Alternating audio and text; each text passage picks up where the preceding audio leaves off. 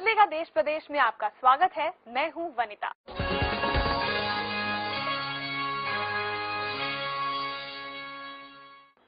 पिछले एपिसोड में हमने बात की थी बिजली की जर्जर व्यवस्था की।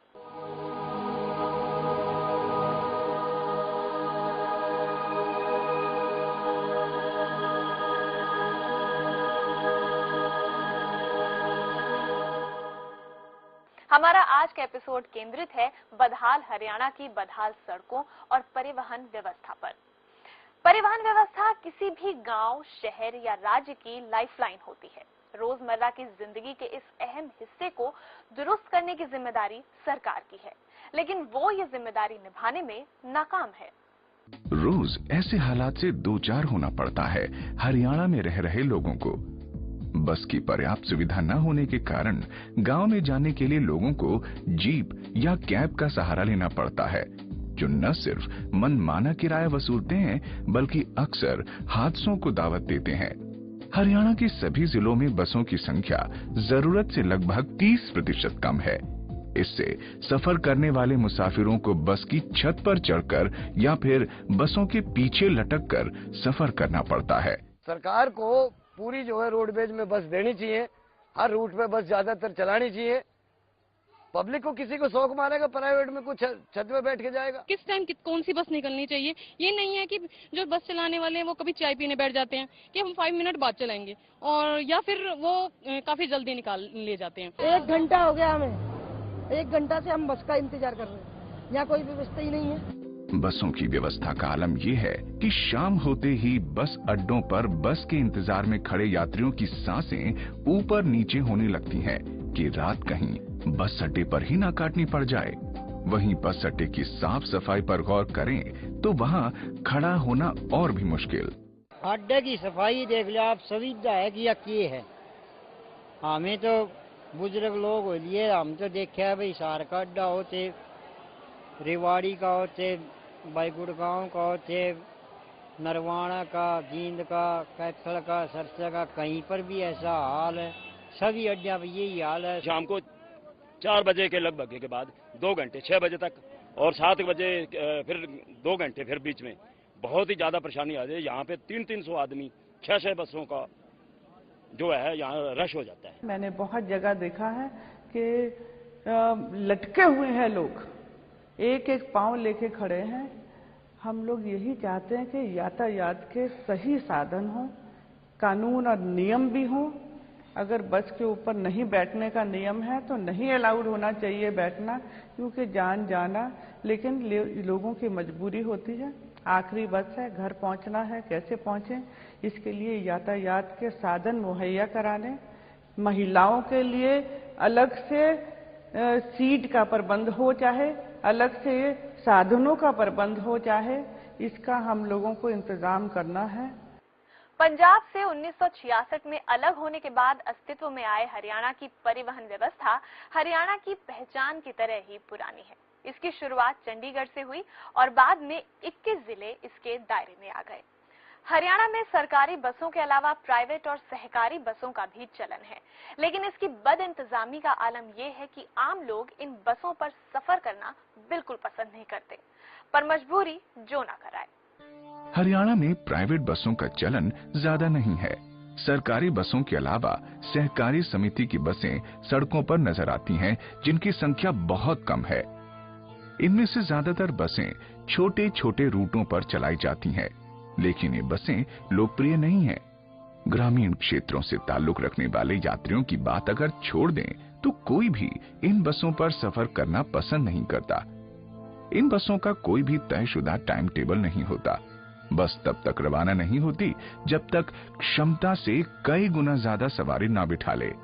ये बसें रास्ते में कितनी बार रोकी जाएंगी और मंजिल तक कब पहुंचेंगी, किसी को पता नहीं होता।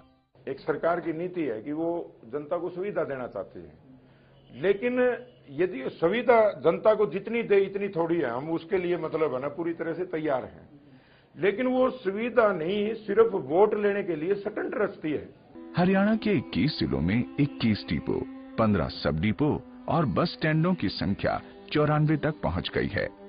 कहने के लिए गांव से कस्बों तक रोडवेज को बसों से जोड़ दिया गया है। इस वक्त हरियाणा रोडवेज में 3,990 बसें हैं और कर्मचारी करीब 16,619 हैं, पर हर डिपो घाटे में चल रहा है। हरियाणा रोडवेज ने 2011-12 में 1,070 करोड़ का घाटा दर्शाया है, जबकि प्राइवेट ऑपरेटर मुनाफे पर बस चलाते हैं। इसी से प्रबंधन व्यवस्था का अंदाजा लगाया जा सकता है। हरियाणा परिवहन निगम की दशा दिन प्रतिदिन खराब होती जा रही है। एक तरफ सरकारी कर्मचारियों की कमी तो दूसरी ओर बसों की खस्ता हालत। ये प्रदर्शन है हरियाणा परिवहन निगम के संयुक्त कर्मचारी संघ के कर्मचारियों का, जो सरकार की कार्यप्रणाली से बेहद खफा हैं। इनका आरोप है कि लगभग सभी पोस्टों पर कर्मचारियों की संख्या बेहद कम होने के बाद भी सरकार नई भर्ती नहीं कर रही है और न ही सालों से एडहॉक पर रखे कर्मचारियों को नियमित ही कर रही है। इससे बचे कर्मचारियों पर काम का दबाव काफी बढ़ गया है, जिससे निगम की कार्यकुशलता पर फर्क पड़ रहा है। आरटीआई से ली गई जानकारी के अनुसार हरियाणा रोडवेज के सभी डिपोज को मिलाकर लगभग 4,000 स्थान रिक्त पड़े हैं। कुछ तो वर्कशॉप की बहुत दिक्कतें आ रही, यहाँ कर्मचारी नहीं है जी। यहाँ कर्मचारी मिस्त्री भर्ती पर करे जाए और जो डेली वेज है उनको पक्का कराया जाए और ड्राइवरों की जो बसों की यहाँ कमी है उसको पूरा कराया जाए। हमारी मांग है कि जो कच्चे कर्मचारी है उनको पक्का किया जाए और वर्कशॉप में नई भर्ती की जाए और जनता की सुविधा के लिए हरियाणा रोडवेज के बेड़े में कम से कम 8,000 बसें भर्ती की जाए। सरकारी बसों की कम संख्या चिंता का विषय है, जिससे बसों पर बोझ बढ़ता जा रहा है। हालात ये है कि यात्री बस के ऊपर भी बैठ रहे हैं, जिससे कई यात्रियों की मौत भी हो चुकी है। 94-95 में जब हरियाणा की आबादी 1 करोड़ थी, उस टाइम 4,000 के करीब रोडवेज में बसें थी। आज आबादी 2.5 करोड़ होगी। सीधी सी बात है कि 2.5 गुना बसें होनी चाहिए। हुड्डा सरकार तो आपका घर भर रही है, क्यों रोडवेज पर ध्यान धरेगी तो विकास होगा, पब्लिक दुखी को नहीं होगी। अच्छा, इन मजे आ रहे मंत्री एमएलए को दुखी करने का, यह एक खासियत है। ये चाहे हुड्डा हो चाहे कोई हो। बसों को लेकर बेबस हरियाणा की जनता के सामने ट्रांसपोर्ट का क्या कोई और भी रास्ता है? आखिर कैसे तय हो रोजमर्रा की दूरियां? जो साधन है भी उससे जनता की मुश्किलें कम होती नजर नहीं आ रही हैं। हरियाणा के अमूमन सभी जिलों में शेयरिंग ऑटो का चलन है। शेयरिंग ऑटो सुविधा से ज्यादा लोगों के लिए मजबूरी का नाम है। सिर्फ गुड़गांव में ही 10,000 से ज्यादा ऑटो हैं। शेयरिंग ऑटो में सफर करने वाले ज्यादातर वही लोग हैं जिनके पास यात्रा के लिए इसके अलावा कोई और विकल्प नहीं है। इनमें सफर करने वाले लोग शायद ही कोई शेयरिंग ऑटो से खुश हों। निर्धारित संख्या से कहीं ज्यादा सवारियां बैठाना जैसे इनका उसूल बन गया है। संतोष हम बिल्कुल संतुष्ट नहीं है। ऑटो वालों तो बिल्कुल अपनी मनमानी कर रखी है। प्रशासन देख के जानबूझ के अंधा और अपनी आंखें बीच रखी है। टेम्पो वाले बदतमीजी करते हैं, ओवरलोडिंग करते हैं और किराया भी इनका कोई जायज नहीं है। किसी से 8 लेते हैं, किसी से 10 लेते हैं। आप ये देखिए कि आज ट्रांसपोर्ट में अगर हम देखें, गांव का जो कनेक्टिविटी है शहरों से, वो आज तकरीबन जर्जर हो चुका है, खत्म हो चुका है। और अगर कुछ बचा खुचा है तो वो ये प्राइवेट मैक्सी जो जीपें चलती हैं या प्राइवेट बसें चलती हैं, और वो जिस तरीके से भेड़ बकरियों की तरह आम आदमियों को लाद के ले जाते हैं, जिससे उनकी सेफ्टी भी दांव पे लगी रहती है और कितना बुरा हाल होता है, इस तरीके से होता है। आम जनता की दुश्वारियां पब्लिक ट्रांसपोर्ट तक ही नहीं है, बल्कि सड़क के खस्ता हाल को लेकर भी है। कई सड़कें सालों साल से खराब हैं, तो कुछ घटिया निर्माण के चलते एक बारिश भी नहीं झेल पाई। सरकार के इस रवैये के कारण ज्यादातर सड़कें बेहद खराब हालत में हैं। हरियाणा में सड़कों की कुल लंबाई 26,907 किलोमीटर है और इसमें से 22,924 किलोमीटर जिलों की सड़कें हैं। 2523 किलोमीटर स्टेट हाईवे व 1462 किलोमीटर नेशनल हाईवे हैं। कोई भी स्टेट हाईवे 4 लेन वाला नहीं है। राष्ट्रीय राजमार्ग भी दिल्ली जयपुर को जाने वाले NH8 और दिल्ली रोहतक को जाने वाले NH10 को छोड़कर कोई भी 4 लेन वाला नहीं है। 2012-13 के बजट में सड़कों, पुलों व इमारतों के लिए 2566 करोड़ रुपए का प्रावधान है, लेकिन ये पैसा हर वर्ष कैसे खर्च होता है, ये अपने आप में एक सवाल बनकर रह गया है। मैंने जितनी दूरदर्शा हरियाणा की सड़कों की देखिए, उतनी मैं कहूँगी पंजाब में भी गई हूँ, वहाँ की सड़कें भी इससे बेहतर हैं। ऐसी सड़कें बनाई जाती हैं जो एक बारिश में जब वो पिघलनी शुरू होती हैं, टूटनी शुरू होती हैं, तो वो जनता को कहाँ पहुंचा देती हैं। मैं तो ये कहूँगी कि ये समझ नहीं आता कि सड़कों में गड्ढे हैं कि गड्ढों में सड़कें हैं। ये भिवानी शहर की मुख्य सड़क है, जो सड़क कम बीहड़ ज्यादा लगती है। उम्मीद है कुछ दिन बाद इस सड़क के चिन्ह पुरातत्व विभाग की फाइलों में बस दर्ज मिलेंगे।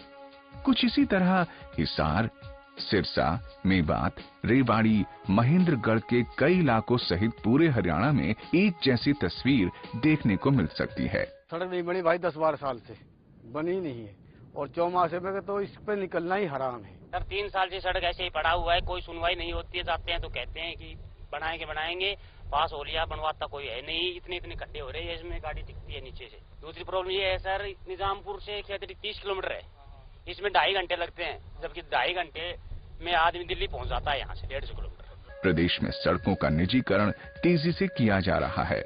जनता से मनमाना टोल टैक्स भी वसूला जा रहा है। बावजूद इसके आमतौर पर टोल पर ईंधन और समय की बर्बादी होती है। राज्य में सरकारी बसों, परिवहन व्यवस्था और सड़कों की हालत क्या है? क्यों सरकार इन्हें ठीक ढंग से नहीं चला पा रही है? इस बात पर पड़ताल जारी रहेगी ब्रेक के बाद। इस मुद्दे पर बात करने के लिए हमारे साथ होंगे समस्त भारतीय पार्टी के राष्ट्रीय अध्यक्ष सुदेश अग्रवाल। आप इंतजार कीजिए, हम जल्द लौटते हैं इस ब्रेक के बाद।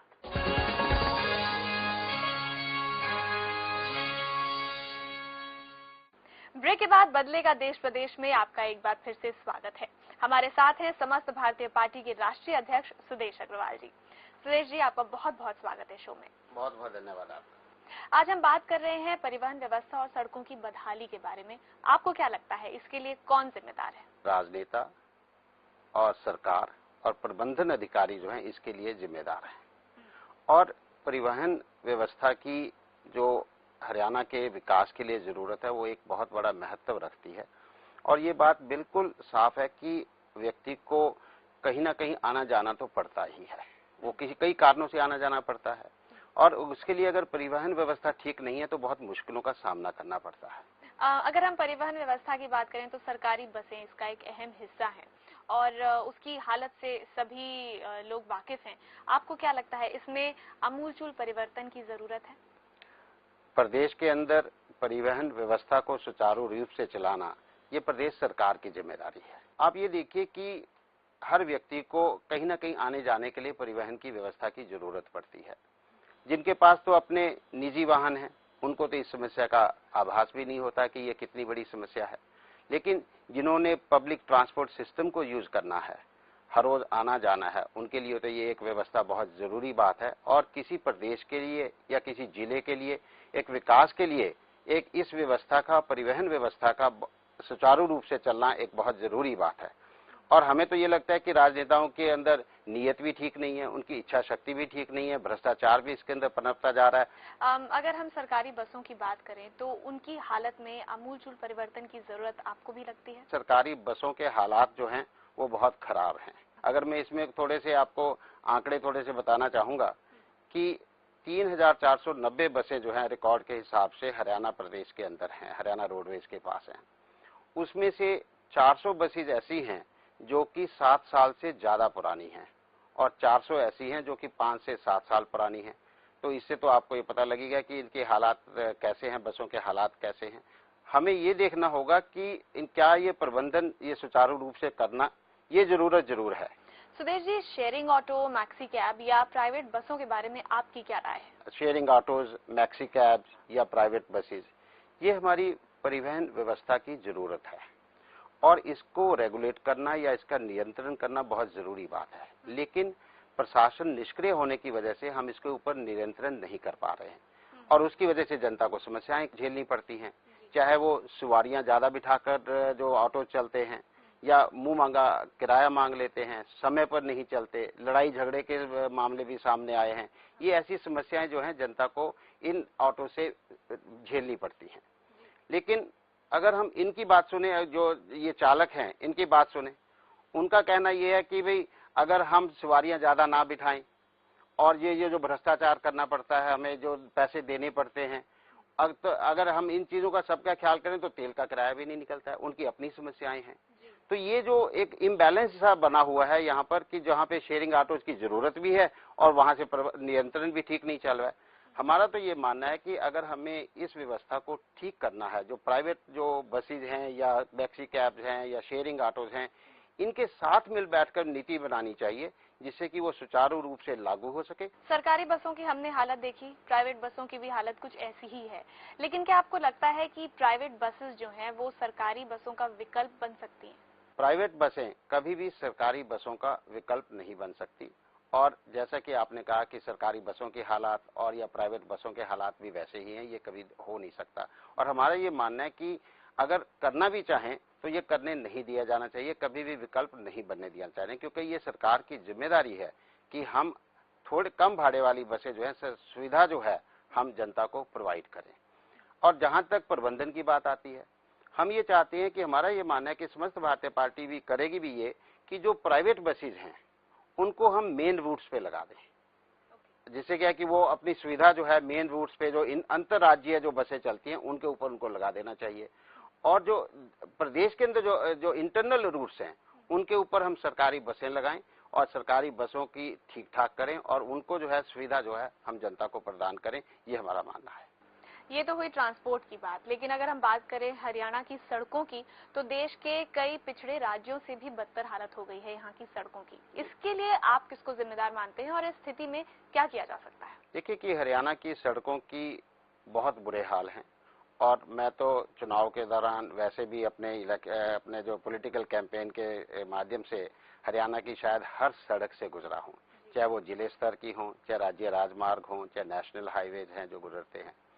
स्थिति ऐसी है कि स्टेट हाईवेज, कोई भी 4 लेन स्टेट हाईवे हरियाणा के अंदर नहीं है, और जो 22,000 किलोमीटर लंबी जिले की जो सड़कें हैं उनकी बिल्कुल बुरी हालत है। वहां पे चलना मतलब कि आप देखिए कि कई बार तो 5 किलोमीटर का सफर भी आपको एक घंटे में पूरा करना पड़ता है, ऐसी हालात हमारी हो गई है। जो नेशनल हाईवेज हैं, नेशनल हाईवे तो आप देख लीजिए कि दिल्ली जयपुर या दिल्ली रोहतक जो अभी निर्माणाधीन है उसको छोड़कर कोई हाईवे है ही नहीं है। तो सड़कों का बहुत ही बुरा हाल हरियाणा प्रदेश के अंदर है, और इसके लिए फिर वही बात आ जाती है, इसके लिए भी जिम्मेदार सरकार है, प्रबंधन है, भ्रष्टाचार है, पीडब्ल्यूडी डिपार्टमेंट है, उसके अंदर इतना भ्रष्टाचार होता है और नीति ठीक नहीं होती है। सड़कों के निर्माण के लिए जो मटेरियल लगाना चाहिए वो नहीं लगता है, स्थानीय निकाय रोते रह जाते हैं कि भाई मटेरियल सही लगना चाहिए। कितनी आवाजें उठती हैं, पॉट होल्स का बारिश के दिनों में क्या हाल होता है। तो कहीं ना कहीं निष्क्रिय प्रबंधन और सरकार की नीयत और नीति में ही खोट है, और जब तक ये ठीक नहीं किया जाएगा तब तक सड़कों के हालात ठीक नहीं होंगे, ये हमारा मानना है। जी, हरियाणा की सड़कों पर आने वाली चुनौतियां बस इतनी ही नहीं है। अभी रुकेंगे एक छोटे से ब्रेक के लिए। ब्रेक के बाद आपको दिखाएंगे हरियाणा के ट्रांसपोर्ट और सड़कों की बदहाली की बाकी दास्तान।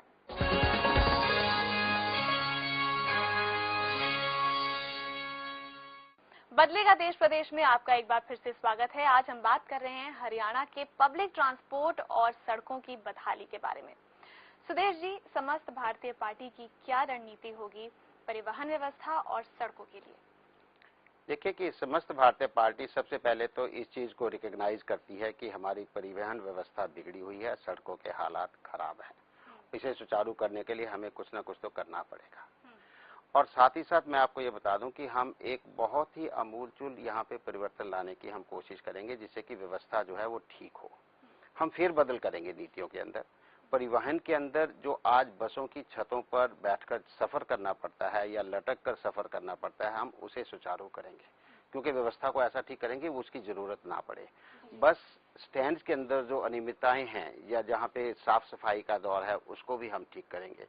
साथ ही साथ वृद्धों के लिए या महिलाओं के लिए जो सुख साधन होने चाहिए परिवहन व्यवस्था में, हम उसको भी सुचारू करेंगे। विद्यार्थी जो कि स्कूल कॉलेजेस में सुबह सुबह जाते हैं, उनको हमने बहुत बार देखा है कि वो बसों पे बैठ के जा रहे होते हैं या छतों पे लटके हुए जा रहे होते हैं, उसका भी हम सुचारू प्रबंधन जो है उसको भी हम करेंगे। ये हमारा जो काम है हम इसको करेंगे।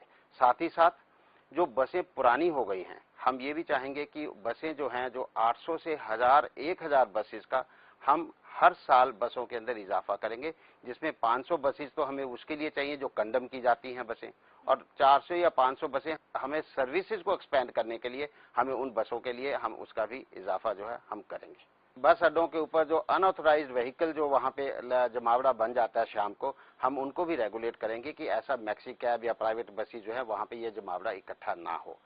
और साथ ही साथ मैक्सी कैब्स या शेयरिंग ऑटोज, प्राइवेट बसेज, इनका नियंत्रण सुचारू रूप से करना ये भी बहुत जरूरी है। तभी हम देख सकते हैं कि जनता की समस्याओं का, परिवहन को लेकर जो समस्याएं हैं वो समाधान हो। जितने भी हमारे व्हीकल हैं जो कि ट्रांसपोर्ट व्यवस्था के लिए जो हमारे व्हीकल चलते हैं, हम ये भी इंतजाम करेंगे कि हर व्हीकल में जीपीएस सिस्टम लगे, जिससे कि हमें ये पता रहे कि कंट्रोल रूम के माध्यम से कि वो कहाँ पे चल रहे हैं, और ये सुरक्षा के लिए बहुत अहम जरूरी बात है। तो ये भी हम काम करेंगे। और अगर हम सड़कों की व्यवस्था की बात करते हैं, देखिए कि जैसे कि मैंने पहले भी कहा है कि कोई भी 4 लेन हाईवे जो है हरियाणा के अंदर स्टेट हाईवे नहीं है। हमारा ये मानना है कि जींद को हम धुरी बनाकर, क्योंकि जींद सेंटर पॉइंट पड़ता है स्टेट का, जींद को हम धुरी बनाकर हम पूरे स्टेट को जो है हम 4 लेन हाईवे से जोड़ेंगे। और हमने हमारे कार्यक्रम में हमने ये भी कहा हुआ है कि हम जींद को कार्यकारी राजधानी हरियाणा की बनाएंगे, और इसलिए हमने जींद को कहा है कि जींद को सेंटर पॉइंट बना के वहां से हम पूरे स्टेट को जोड़ेंगे। और ये हमारी, और उसके साथ साथ हम फीडर सड़कों से हम इसको गांव तक जोड़ेंगे, जिससे क्या है कि कोई भी व्यक्ति कहीं से भी कहीं भी आ जा सके। तो ये एक तो हम ये काम करेंगे। जो पीडब्ल्यूडी विभाग है हम उसका प्रबंधन सुचारू करेंगे, सक्रिय करेंगे, और वहां से भ्रष्टाचार जो है उसको खत्म करने की कोशिश करेंगे, क्योंकि भ्रष्टाचार की वजह से ही सारी बीमारियां जो है, सड़कों का जो निर्माण जो है वो गलत किस्म का होता है, वो वहीं से होता है, हम उसको भी ठीक करेंगे। जिलों के अंदर जो सड़कें हैं हम नई सड़कों का निर्माण करेंगे, या जो पुरानी सड़कें हैं उनका रख रखाव भी ठीक करेंगे। साथ ही साथ हम फ्लाईओवर्स, रेलवे ओवरब्रिजेज, इनका भी निर्माण करेंगे। स्थानीय निकाय जो लोकल बॉडीज हैं, चाहे वो पंचायत है, ब्लॉक समिति है, जिला परिषद है, म्युनिसिपल कॉर्पोरेशन है, हम इनका भी सहयोग लेंगे, जिससे कि सड़कों की व्यवस्था जो है वो ठीक की जा सके। और आजकल एक नई समस्या और पैदा हो चुकी है कि जो टोल ब्रिजेज जो हैं, जो प्राइवेटाइजेशन ऑफ रोड्स का हुआ है, और टोल जो हैं वो हर 30 किलोमीटर पर कई जगह पर ये देखे गए हैं कि यहाँ पे गुड़गांव के अंदर तो टोल की बहुत ही बड़ी समस्या है, वहां पर तो ट्रैफिक जाम भी इतने ज्यादा हो जाते हैं, नए नए एक्सपेरिमेंट किए जाते हैं। हमारा ये मानना है कि प्राइवेटाइजेशन जो है वो इस हिसाब से होना चाहिए जिससे कि जनता को तकलीफें ना हो। ये तो सहूलियत के लिए होता है, अगर उससे तकलीफें ही बढ़ जाए तो फिर उसका करने का फायदा क्या है। हम इसके ऊपर भी जो हमारी नीति जो है इसका भी विश्लेषण करेगी कि टोल कहाँ पे होने चाहिए, कैसे होने चाहिए, ये भी हम काम करेंगे। हमारा ये मानना है कि हम ऐसा हरियाणा प्रदेश बनाना चाहते हैं परिवहन के माध्यम से, जिससे कि कोई भी व्यक्ति कहीं से भी पूरे प्रदेश के अंदर आ जा सकता है आसानी के साथ। और साथ ही साथ जो गांव में रहने वाले लोग हैं और शहरों में काम करते हैं, उनकी ऐसी व्यवस्था होनी चाहिए कि वो सुबह अपनी बस पकड़ें या जो भी साधन लें और शहर के अंदर काम करें, और शाम को अपने घर परिवार के साथ जाके रात बिता सकें। हम ऐसा हरियाणा बनाना चाहते हैं। अगर हम ये कर पाए तो हमारे लिए ये सबसे बड़ी खुशी होगी। बिल्कुल। सुदेश जी, क्या संदेश देंगे आप जनता के लिए? देखिए कि अगर इसकी हम चर्चा की बात करें तो आपने देखा होगा कि इन सभी के लिए राजनेता और राजनेताओं की इच्छा शक्ति पे बहुत कुछ निर्भर करता है, और हमारे राजनेता जो हैं आजकल भ्रष्टाचारी और स्वार्थी ज्यादा हो गए हैं। तो अगर जनता चाहती है कि इस व्यवस्था के अंदर परिवर्तन हो तो आपको नए नेताओं को चुनकर भेजना होगा। समस्त भारतीय पार्टी आपके साथ खड़ी है। मैं जनता से अनुरोध करूंगा कि समस्त भारतीय पार्टी को मौका दीजिए इन व्यवस्थाओं के बदलाव के लिए। चलिए, हम उम्मीद करेंगे कि जो सपने आप दिखा रहे हैं आने वाले हरियाणा के लिए, ये जरूर पूरे हों, जनता को वाकई ऐसा हरियाणा मिले जैसा आप चाह रहे हैं। बहुत बहुत धन्यवाद यहाँ पर। बहुत बहुत धन्यवाद आपका। किसी भी देश प्रदेश की परिवहन व्यवस्था और वहाँ की सड़कों का सीधा असर वहाँ के विकास पर पड़ता है। विकास पर फर्क पड़ने का मतलब आम आदमी का पिछड़ापन, उसकी रोजी रोजगार पर सीधा असर। इसलिए अब बिना देर किए बदलाव की पहल करनी होगी। समस्त भारतीय पार्टी का गठन इसलिए किया गया है ताकि बदलाव लाया जा सके। फैसला आपका। राजनीति से देश चलता है, राजनीति से प्रदेश चलता है, राजनीति से सभी व्यवस्थाएं बनती हैं। राजनीति सही तो सब कुछ सही, राजनीति गलत तो सब कुछ गलत। आज राजनीति पर कब्जा कर लिया उन लोगों ने जो स्वार्थी हैं, भ्रष्टाचारी हैं, अपराधी व अकुशल हैं। समस्त भारतीय पार्टी का मानना है कि जब तक अच्छे लोग राजनीति पर काबिज नहीं होंगे तब तक हमें बदलाव की उम्मीद नहीं करनी चाहिए, कब्जा अच्छे लोगों के हाथ में देना लोकतंत्र में ये जनता की जिम्मेदारी है। आपको हमारा ये प्रोग्राम कैसा लगा? आप अपनी राय हमें इस पते पर भेज सकते हैं। हमारा पता है समस्त भारतीय party, W6/5 DLF Phase 3 Gurgaon, 122002 Haryana. Telephone number 0124-406-4659। आप हमें ईमेल भी कर सकते हैं on info@sbparty.org और हमारी वेबसाइट है www.sbparty.org। हमारे अगले एपिसोड का इंतजार कीजिए, जिसमें हम बात करेंगे पीने के पानी की समस्या के बारे में। तब तक के लिए नमस्कार। इस एपिसोड को आप समस्त भारतीय पार्टी की वेबसाइट और YouTube पर भी देख सकते हैं।